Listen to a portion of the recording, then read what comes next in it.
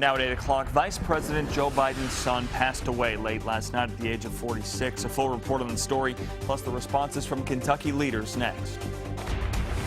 Key provisions in the USA Patriot Act are set to expire today unless the Senate can act. How Kentucky senators are divided on the bill. And Lexington police are investigating a shooting overnight after they say two men showed up at the hospital with injuries. Those stories and more coming up here on WKYT this morning. Tracking, alerting, protecting. This is WKYT This Morning. Good morning. Hope your Sunday is off to a great start. I'm Sean Moody. And I'm Mike Linden. It's the final day of the month. Yesterday looked the part, at least for the most part, but we did still see some active weather. Have you been able to get outside a little bit, Sean? Oh, yeah. Lots of mulching yesterday, putting all the weed guard down and carrying all kinds of bags over. Yep. You know, there's nothing like doing yard work in the humidity. Oh, yeah. There really is nothing like it. It's glorious.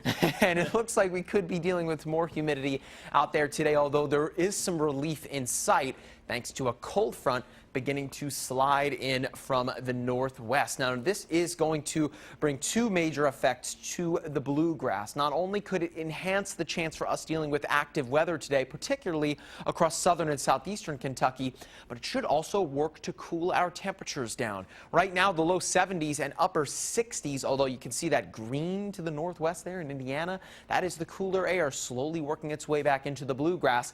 And by cooler, we don't mean temperatures in the 50s by all means.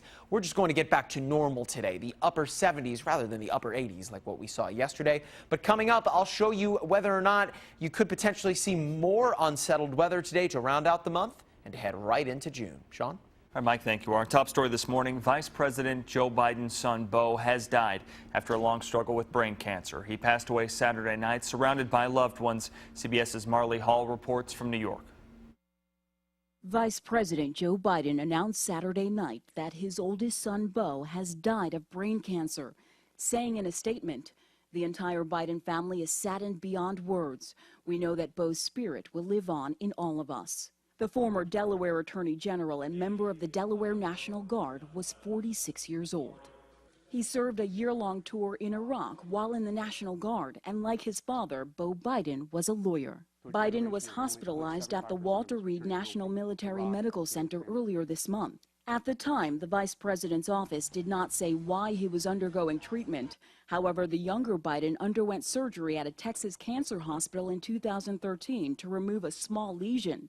He suffered a mild stroke in 2010. Despite his health problems, Biden announced last year he would not seek re-election after his second term as Delaware's Attorney General and planned instead to run for governor. President Obama said in a statement he and the First Lady are grieving over the younger Biden's death. Beau Biden leaves behind his wife, a daughter, and a son, and his brother.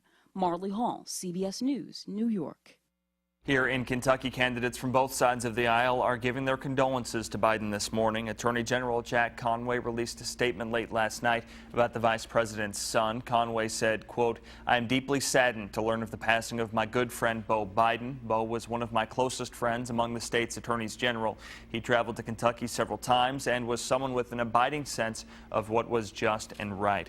Members of Kentucky's Republican Party also made their condolences last night. Kentucky Senator Rand Paul tweeted, quote, "I pray that Vice President Joe Biden and his family find comfort and peace during this unimaginable time of loss," end quote.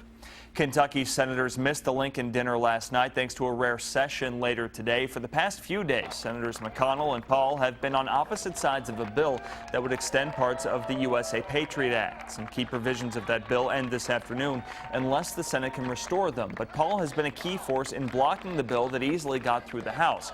Paul said he hopes to, quote, "force the expiration of the NSA illegal spy program." Constitutional justification for the government to collect all of your phone records without your name on a warrant, without suspicion, and not signed by a judge. Your privacy is yours, your records are yours, and the government needs to leave us alone.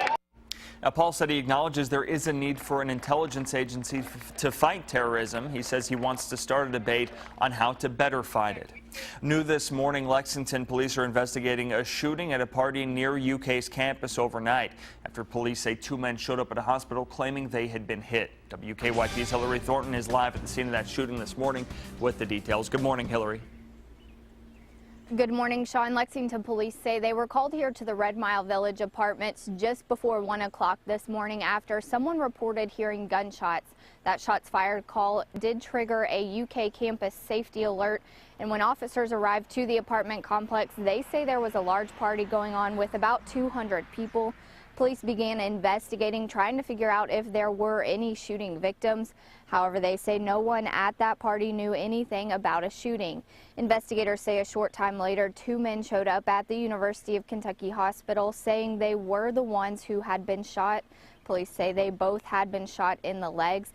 Now, those 2 men are expected to be okay. A witness says that they saw 2 men in a red Ford F-150 pickup fire those shots. Now, no arrests have been made, and Lexington police are asking anyone with information to give them a call. Live in Lexington, Hillary Thornton, WKYT. There is now a third candidate for the Democratic presidential nomination. Former Maryland Governor Martin O'Malley officially announced his campaign in Baltimore yesterday. O'Malley is running against former Secretary of State and Senator Hillary Clinton and current Senator Bernie Sanders. The story of our country's best days is not found in a history book because this generation of Americans is about to write it. I declare that I am a candidate for President of the United States. O'Malley served as the mayor of Baltimore from 1993 to 2007 and the governor of Maryland from 2007 to now here in 2015. Tomorrow, the city of Midway could be the 8th Kentucky city to pass a law that would make it illegal to discriminate based on sexual orientation. According to a proposal released by the city, the ordinance would allow employees within Midway who believe they've been discriminated against to file a grievance with the city. Violators of the bill could be fined hundreds of dollars. However, businesses with fewer than 7 employees and religious institutions would be exempt. The Midway City Council is set to vote tomorrow night, and if the ordinance passes, Midway would join Lexington, Louisville, Covington, Frankfort, Moorhead, Danville, and Vico in Perry County. We have a scam warning to pass along to you this morning. A Clark County woman tells us she got a call from someone pretending to be with the IRS. She says she didn't fall for it, but the scam seems to be spreading. WKYT's Garrett Weimer has the story. 1 old message. Internal Revenue Services. It may sound convincing. IRS is filing lawsuit against you. It's a scam. Don't believe them. Nancy Havens got this call. Actually, a little bit. I was kind of like alarmed. But a couple of red flags popped up as soon as she heard the message. They did not introduce themselves. And also, they did not announce who they were trying to call. The IRS has posted a consumer alert on its website warning folks about telephone scams like this one, including ones that leave messages and telling you to call them back urgently. To get more information about this case file, please call immediately on our department number. Havens says several other people she's talked to have gotten the same message. It just tells them a different number to call back. I feel like that they're trying to catch maybe some elderly person or someone that's not thinking, and they're going to probably get their social security number out of them. That's exactly why Havens says she wants to warn others. In Clark County, Garrett Weimer, WKYT. Havens is working on reporting those phone numbers to police. Volunteers will be back today to clean up a mile-long stretch of the Elkhorn Creek in Scott County. People with Bluegrass Conservancy and Bluegrass Green Source spent the day Friday picking up tires, toys, and other debris from the creek along a farm. They're set to come back out today. Property owner Robert Riddle says earlier this year, heavy rains flooded a quarter of his property. He says most of the time he has to clean up all 100 acres of his farm on his own. I have to pick all that up. You know, I can't cut fields of hay with bottles and cans in it. It all has to be picked out. Bluegrass Green Source says all the trash taken from that river will be recycled or disposed of safely. It is 8:09 on your Sunday morning, and WKYT This Morning is just getting started. When we come back, happens only a few times a year. We have the story behind last night's rare sunset and when you can see it next when WKYT This Morning returns. Some clouds out there as we get at the final day of May underway, but unsettled weather could once again rain on the parade. I'll show you exactly what I'm tracking to not only round out the month, but to head right into June coming up. Now at 8:30, we're tracking a shooting investigation this morning after police say 2 men showed up at UK hospital with gunshot wounds to the legs. A full report on that story next. A Missouri man is behind bars in Kentucky today after police say he kidnapped a teenager. How police caught up to him coming up. And a Bourbon County community is coming together to help the family of a teen killed in a crash last week. That story plus much more coming up here on WKYT this morning. Tracking, alerting, protecting. This is WKYT This Morning. Good morning. Hope your Sunday's off to a good start. I'm Sean Moody. And I'm Mike Linden. Maybe not the most picturesque start to our Sunday morning so far, but it looks like once again we'll be dealing with what you would normally expect to find in May in Kentucky, unsettled weather. Check out our live sky camera view this morning. Well, we're looking toward the Hamburg area here in Lexington, and there's still plenty of clouds out there, some blue sky around the state, but nonetheless, we aren't really seeing very much weather-wise just yet. Of course, once we get closer to the afternoon hours, it's at that point that we'll begin to see the unsettled weather making a comeback. Now, if we look to our daytime highs today, they should be much cooler than where we have been lately, falling out of the 80s and settling into the upper 70s today with an isolated chance for some thunderstorms. I'll take you hour by hour and put a track on those storms to show you where you might find them coming up in about 10 minutes. Sean? All right, Mike, thank you. New this morning, Lexington police are investigating a shooting at a party near UK's campus overnight after police say 2 men showed up at a hospital with gunshot injuries. WKYT's Hillary Thornton is live at the scene of that shooting this morning with the details. Good morning, Hillary. Good morning, Sean. Lexington police say they were called here to Red Mile Village Apartments just before 1 o'clock this morning after someone reported hearing gunshots. That shots fired call did trigger a UK campus safety alert. And when officers arrived to the apartment complex, they say there was a large party going on with about 200 people. Police then began investigating, trying to figure out if there were any shooting victims. However, they say no one at that party knew anything about a shooting. Investigators say a short time later, 2 men showed up at the University of Kentucky Hospital, saying they were the ones who had been shot. And police say they had been shot in both in their legs, and those men are expected to be okay. A witness did tell officers that they saw, or think they saw, 2 men in a red Ford F-150 pickup fire those shots. No arrests have been made, and police are asking anyone with information to give them a call. Live in Lexington, Hillary Thornton, WKYT. Hillary, thank you. Also new this morning, a Missouri man charged with kidnapping a Florida teen is behind bars here in Kentucky. Officials in Polk County, Florida say 46-year-old John Rush went down there to pick up a 16-year-old he'd been chatting with online. Thanks to surveillance video, deputies in Florida said they were able to read the car's tags. Officers say Rush was caught hours later in McCracken County in western Kentucky, thanks to deputies putting out an alert. Where would this child have ended up? In Missouri for, as we've seen on national news, for years, and us going, what happened to her? Or does he get bored with her and says there's nothing else to do but kill her? Police in Missouri say he could now face charges in several states. A western Kentucky man who police believe was involved in the disappearance of a 2-year-old was in court yesterday. Anthony Barber is charged with kidnapping a woman earlier this week. He's also a suspect in the disappearance of 2-year-old Lainey Wallace earlier this month. Investigators found the toddler's body Monday afternoon in a well, more than a week after she went missing. Barber has not been charged with her death. A Bourbon County community is saying goodbye to a teen killed in a wreck, and one business in Paris has found a way to help her parents.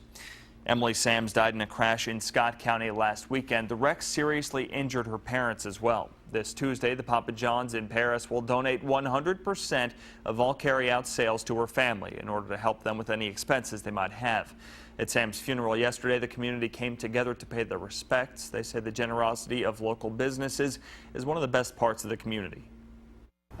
It's just a great place to be, a great place to live, and you know, when something like this happens to one of your own, then you really get to see that outpouring of affection and the generosity.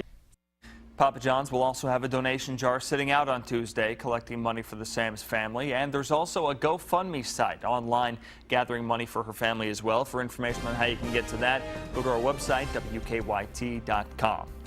Kentucky State Police are investigating a crash in Cumberland County that killed a 7-month-old. Troopers say that crash happened at around 6 o'clock Saturday morning. Investigators say 42-year-old Timothy Alexander was driving with his sons when his car went off the road and hit a tree. State police say one of the boys was not correctly put into his car seat and was killed. Alexander and his other son were airlifted to University of Louisville Hospital with non-life-threatening injuries. Investigators say they believe alcohol was a factor in the crash, and they expect troopers to file charges against Alexander.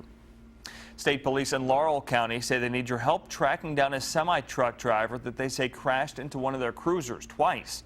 Troopers say early Saturday morning a state trooper was sitting at a stoplight in London when that truck slammed into the back of his car. The trooper says the truck hit the cruiser again, injuring him. Investigators believe the trucker hit the car intentionally. Now state police are trying to identify exactly who that driver is.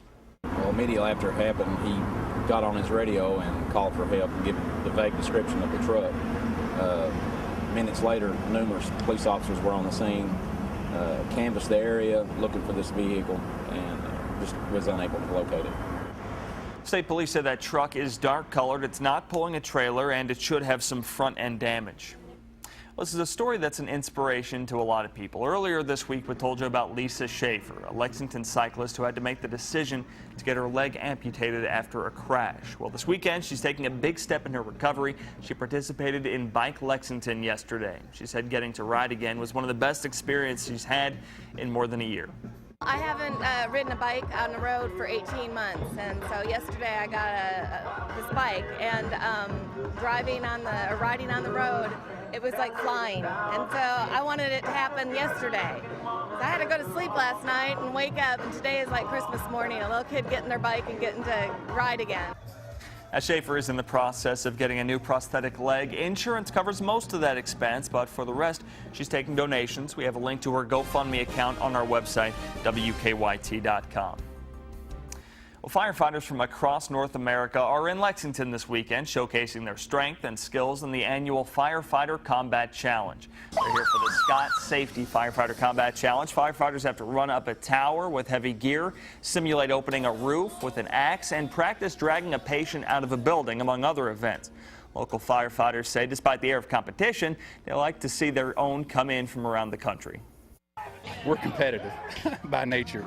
Several of us played college sports, so it's just kind of a way of grabbing your youth again. Kind of like a family reunion in the fire service. You know, as you can see, there's tents set up everywhere. There's family members and, you know, small children running around, and that's what the fire service is, you know. That event continues today with the team competition. Winners will go on to the World Championships in Alabama later this fall. Well, it is the end of an era today. This morning will be the final broadcast for CBS News' Bob Schieffer. We have a tribute to the journalist who's been with CBS since the 1960s when WKYT This Morning returns. It's the final day of May, and it's more of what you would expect to find here in Kentucky in May, unsettled weather. I'll show you what we'll find to round out the month as we head into June, coming up.